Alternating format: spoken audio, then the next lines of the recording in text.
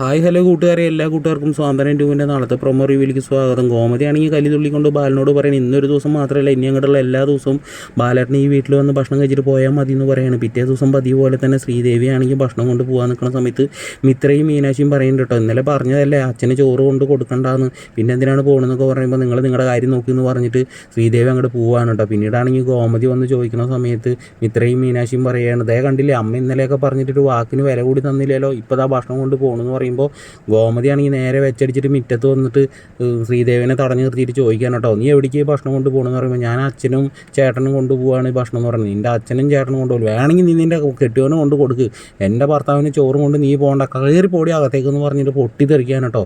ശ്രീദേവി ആണെങ്കിൽ റൂമിൽ വന്നിട്ട് പൊട്ടിക്കരഞ്ഞുകൊണ്ട് ഫോൺ എടുത്തിട്ട് അമ്മയ്ക്ക് വിളിച്ചിട്ട് പറയണം, അമ്മ ഞാനിവിടെ നിൽക്കണില്ല, എനിക്ക് ആകെ മൊത്തം സങ്കടം വരികയാണ്, ആരും എന്നെ സപ്പോർട്ട് ചെയ്യണില്ല, എല്ലാവരും എന്നെ കുറ്റപ്പെടുത്താണെന്നൊക്കെ പറഞ്ഞ് കരയാണ്. പിന്നീടാണെങ്കിൽ ശ്രീദേവിയുടെ അമ്മ വന്നിട്ട് ഓരോ കാര്യങ്ങളൊക്കെ പറഞ്ഞിട്ടൊക്കെ പോണൊക്കെ ഉണ്ട് കേട്ടോ സുഹൃത്തുക്കളെ.